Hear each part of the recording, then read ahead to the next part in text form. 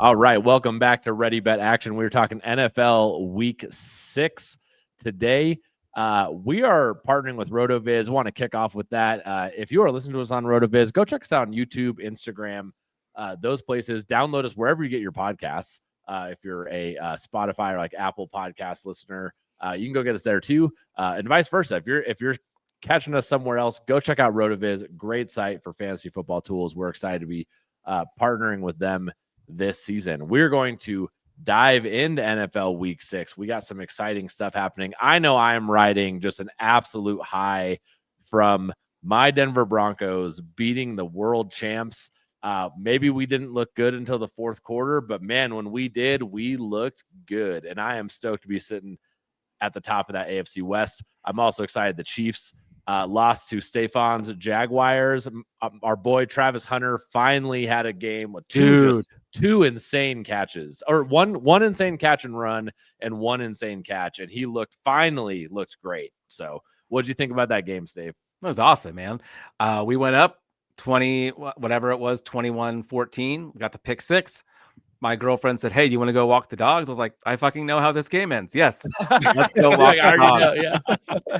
I was watching the game on my phone, and when the Chiefs came back and took the lead, I was like, "Yeah, this is why I'm walking the dog." Like, I don't choose football over experiences because I always get my heart broken.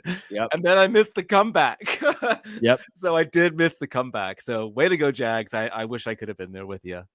I totally agree. I have left. So again, as a sports fan, similar. I left a Cubs game the other day because I just knew how it was going to go, and I just walked away. And sometimes that's the best thing for the mental health. We are here to promote men's mental health as well as sports betting. Sometimes you got to walk away from that game, for sure. Mike, how are you feeling about your Falcons at this point in the season? Before we dive in. Oh man, I'm as confused as anybody. Are we going to get feelings? The team from weeks 1 through 3, or are we going to get the team from last week, who actually just came out and actually properly utilized the offensive talent that we have? Penix looked better, offensive line looked better, the play calling looked better.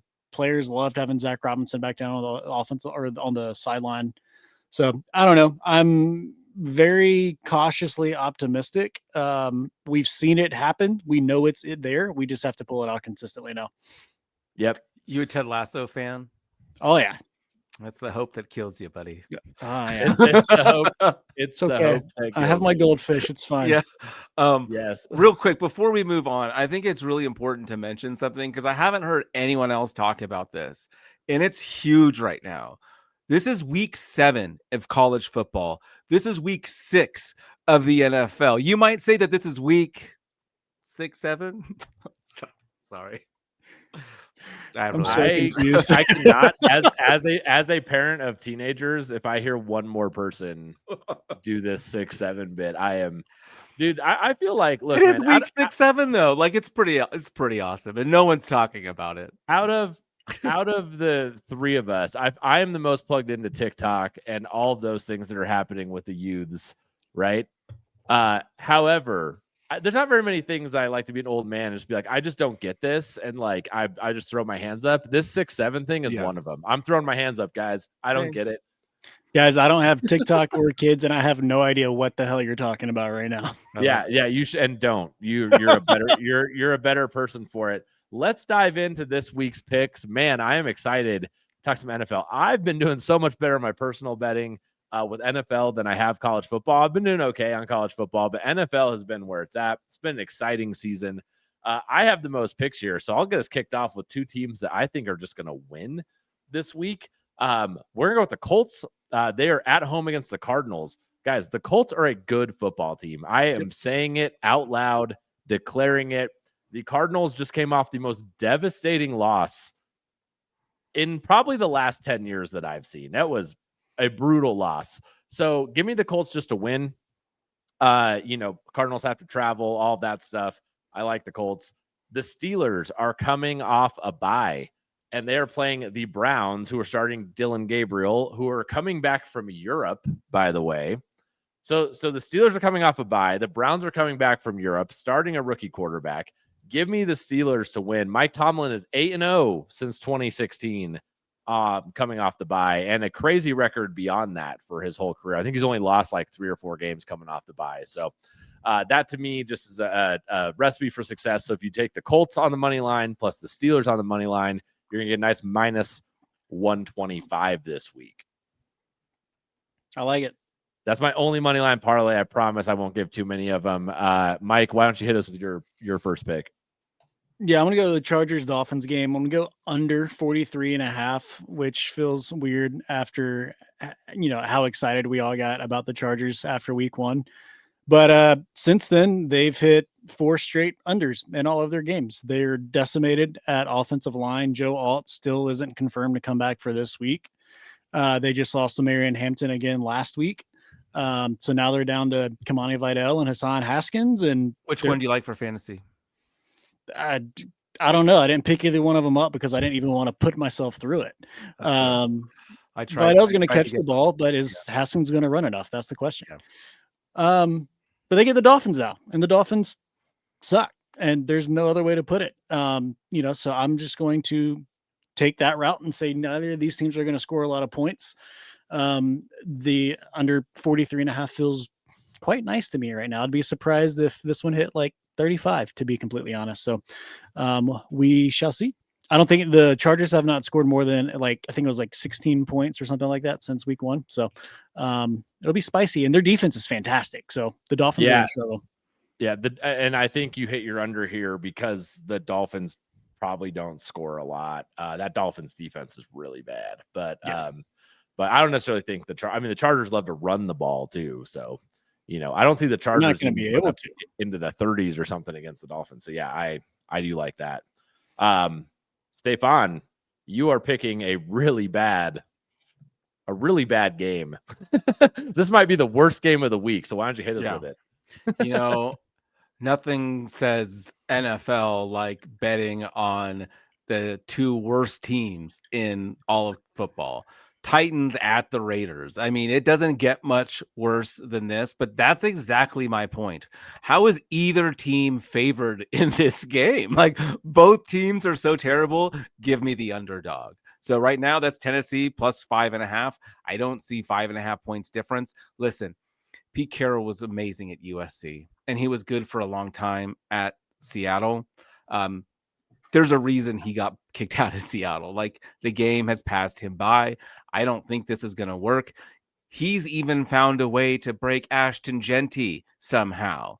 I think the Titans could end up winning this game. You're going to give me 5.5 points? I'll take it. Dude, after the way they won last week, they deserve like an actual earned win. So, and this is the game to do it. The Raiders haven't been the same, once Brock Bowers took a seat. So if he's and Cam Ward, if they let him go vertical, I think it could be interesting. And if they don't last week too, backdoor covers in play. Like, there's so many ways this hits. Yeah. This was one that was on my card and I ended up taking it off. It's disgusting. That's gross. Yeah, it's really gross. But honestly, in the NFL, man, like plus 5.5 to really terrible teams. I totally agree, man. The Raiders, Geno Smith, man. 41-7 Las Vegas Raiders. Geno Smith, dude, Geno Smith looks like Jets Geno Smith. Yeah. Like he looks as bad as he looked early in his career. And I think we all thought he had kind of turned it around. And man, he looks bad. It's bad. And the Raiders, their only pass rush is Max Crosby. And man, it's rough. It's rough watching these two teams. So I don't know if we'll be tuned in, but we'll be watching the score on that one. I'll see the 14 total plays that Red Zone shows us, Absolutely. Yeah. No interest in watching this at all. Speaking of bad teams, I'm going to fade a really bad team here. I'm going to take a team that looked really good on Monday night. Bills played Monday night. Sunday night. Sunday night. Patriots beat the Bills on Sunday. I'm a little worried of a letdown spot for them here, but they're going to New Orleans. And I did promise myself that as soon as the Saints, because it's very hard to go completely defeated in the NFL. So you can't just always pick the Saints to lose, right?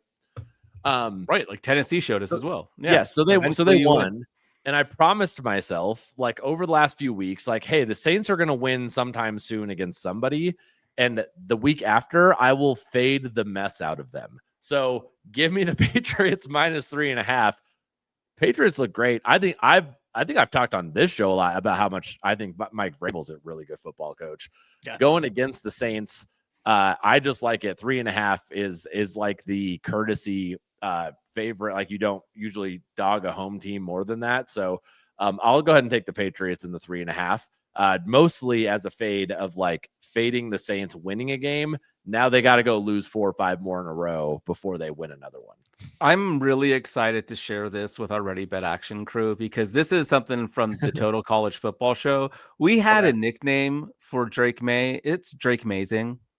Like Drake Mazing. It's just hashtag Drake Mazing. The dude can ball. Like he was fantastic in college. It is not a surprise to me that he's finding success in the NFL. I fully endorse this pick.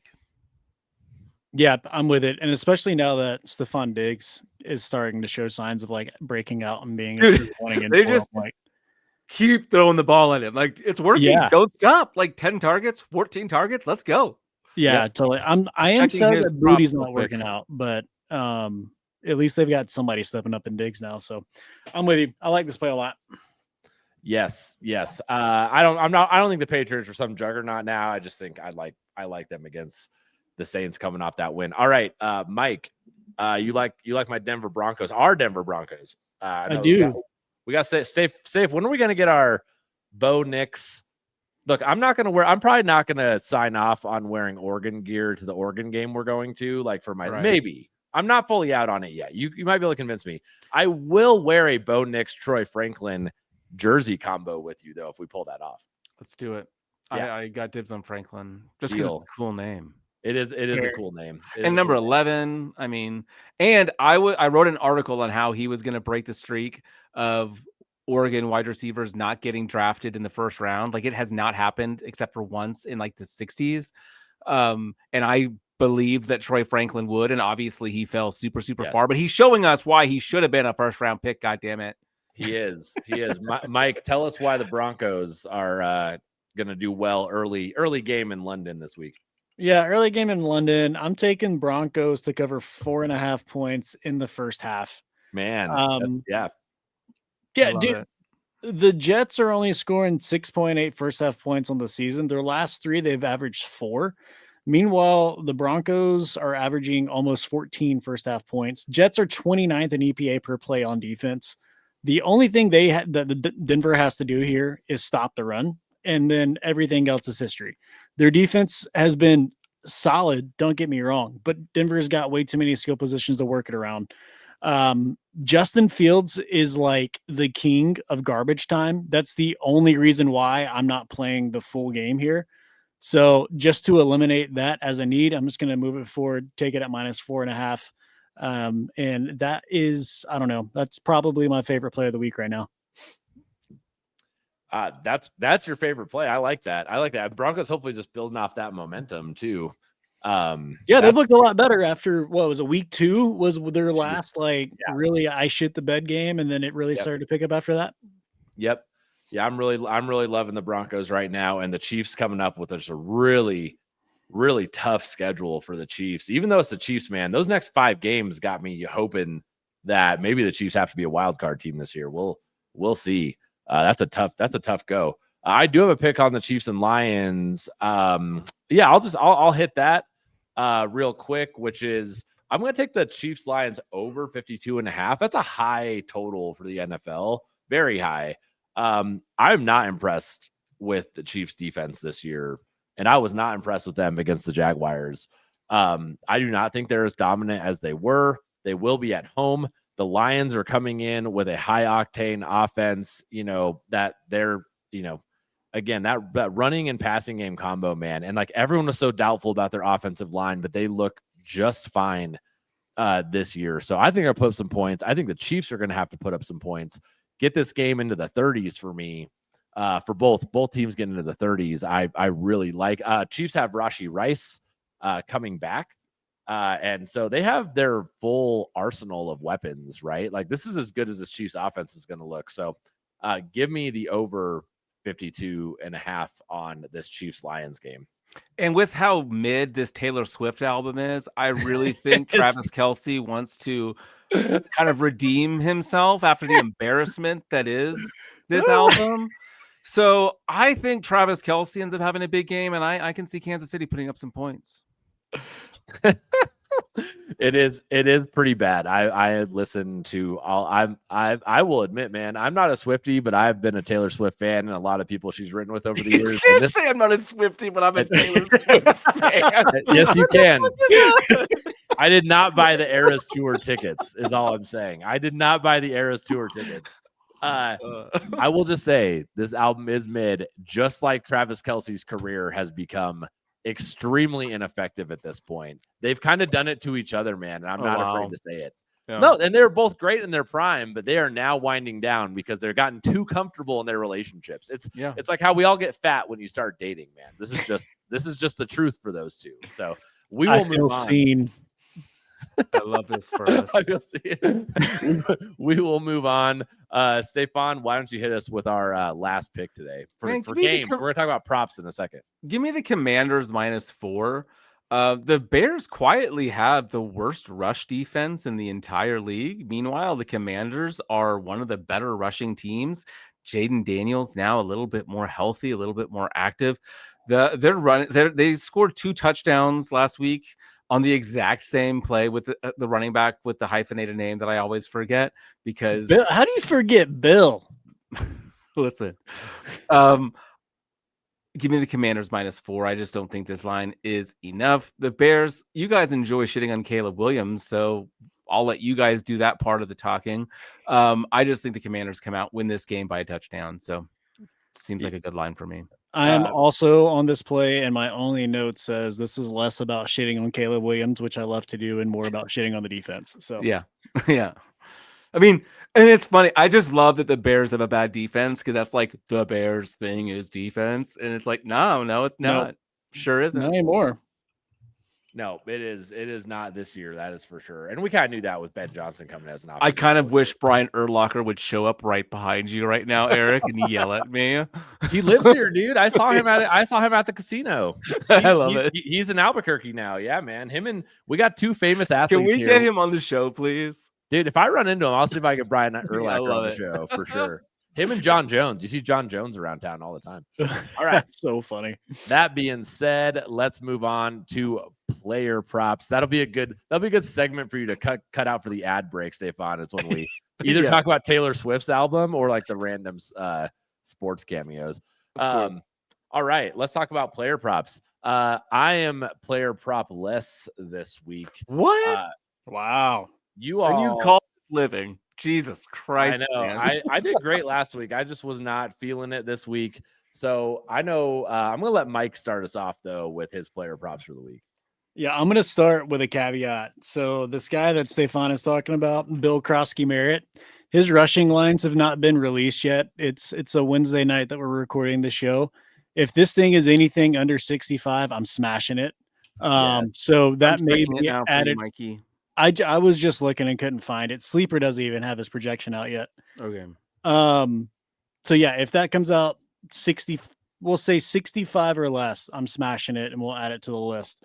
My first documented player prop, I'm going to go Stephon Diggs over 55.5 receiving yards. We just talked about how Drake Mazing was doing good things. And at this point there's this, I'm blanking on the name. There's a sports injury guy that I follow on Instagram, and he's been calling it since the start of the season. Give him 6 weeks, and then he's going to be fully healthy. And that's kind of what we're seeing right now. Nice. So I think this is just him getting back to being himself with a healthy knee again. So over 55.5, he's gone over 100 in his last 2 games. So this is a smash for me. So when we were talking about this game earlier, I looked at the prop numbers for one Stephon Diggs, saw this number, and was going to add it to my card. So instead of just adding it to my card, I'm tailing you, Mikey. I love it. Add it to my card. I'm on it. Yeah. Love that. All right, he has Stefan. just been targeted so much lately. It's crazy. Yeah. I'm going to take another. So let's go Bijan Robinson over 25.5 receiving yards. This number is still way too low. When he's involved in the passing game, he's really involved in the passing game. He's also the type of player that an Eric Doran special can friggin' get this on one play. Bijan Robinson is the best running back in the league. What? Bijan Robinson is the best running back in the league, and he can get this on one play. Give me over 5.5 receiving yards. This is also a game that I think is going to be highly competitive, so he's going to be involved.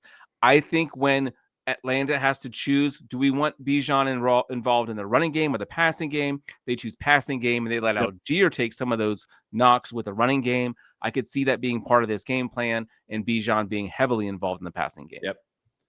Love that. All right, Mike, tell us about AJ Brown. I like this pick because this man has a soft ego right now. Who doesn't in these times? Come on, I mean, look, man, they wanted to attack Patrick Surtain, and he ended the game with 5 receptions for 43 yards. Just so Tony Romo is aware, that's not actually a good game. But if you listen to Tony Romo talk, AJ Brown had the best game of all time because he had 5 catches on these tiny little slant routes that, like, of course he's going to catch it, man. He's a big body dude. So, like, I love this for you already, but tell us why he's going to get like the 5+. I think it's because they're feeding his ego, but that's me. Well, yeah, it squeak wheel gets the grease, man. Like, exactly. He's been complaining nonstop for the last 3 weeks. But then you add into that, now that Saquon's a little banged up, they're going to have to do something. I've seen different reports of, like, there's been multiple team meetings with him this week specifically about the fact that he is unhappy in the offense. And we've seen it happen historically when receivers complain, especially a guy as highly touted as AJ Brown, and as much as they pay him, you're going to do what you have to do to keep him happy. Yeah. And even on top of all the complaining, he still had 5 catches in 3 of his last 4 games. So, like, even without the complaining, this one still had a chance to hit. Now he's whining, and it's going to hit. I'm telling you right now. The only caveat is we have to get the show out quickly because they kick off tomorrow night. Yeah, so we'll get it to you guys out there. But yeah, AJ Brown 5+ receptions at -130. We will do that. Steve, did you have another one here with Javonte, or were you? Baby. Okay, perfect. We're talking about the Denver Broncos, and I love them, and their running back, who is now with the Dallas Cowboys. You guys thought I was going to screw that one up, didn't you? No, last week I was like, how do I want to play this Jets Dallas game? It's got one of the highest totals. Let's get creative and take George Pickens and Breece Hall, and I took Garrett Wilson. Yeah. Javonte Williams is just the obvious answer, and sometimes you got to take the obvious plays. Give me Javonte Williams to get an anytime touchdown at decent juice. What is it? -130 or something like that? 145. Yeah. 145. I'll still take it because he's going to score a freaking touchdown. This game doesn't have the total that it had last year. I don't expect the Cowboys to score quite as much, but the most likely candidate to get a touchdown in this game is Javonte Williams. So at decent juice, I'm going to take it every single time. I think, I was looking at Jacobs anytime touchdown for the Packers, and it's at like -210, and that's just where it's been every single game this year. I don't know why Javonte Williams isn't in that category yet. I think he gets there. Yeah. And until he does, I'm going to continue to just play Javonte Williams anytime touchdowns. All right, Mike, why is man, I almost put this one on here because this man keeps getting underrated. So tell us about Danny Dimes over here. The disrespect, man. 220, but over 225 passing yards. He's hit this number in every game this year except for last week. And last week he only played 3 quarters because they were beating the piss out of the Raiders. They're playing the Cardinals. The Cards are allowing 253 yards a game right now. That's 28th worst in the league. Even though the Cards aren't good, they're good enough to stay in this game and keep him throwing the ball. So 225 to me feels incredibly easy given the way that he has started. And even with like Jonathan Taylor still being a stud himself, it's not like they're only handing the ball off to JT now. Like, it's a very well-balanced team. So DJ hitting 225 for a 6th game in a row against this bad of a defense, or not 6 game in a row, 5 of 6 against this bad of a defense. Like, that just, you can't not play that. I think especially if you consider the fact that Anthony Richardson threw a pass to himself and caught it. I think DJ wants to one-up him, catch a couple of his own passes. That's going to add to his passing yards. Do we have a passing and receiving combined? Right. That's exactly what we need. That was a really funny play last week. That is awesome. Well, speaking of a man who probably could do that, Mike, are you talking about Patrick Mahomes or is this No, a Stephon pick? it's me. Stephon, hit us with Patty Mahomes, my least favorite player in the NFL. Yes. Hit So up. in games where Patrick Mahomes is like, if it's a competitive game where they're less than like a 3-point favorite, he is running the ball. We saw it last week against Jacksonville in a competitive game. He's running.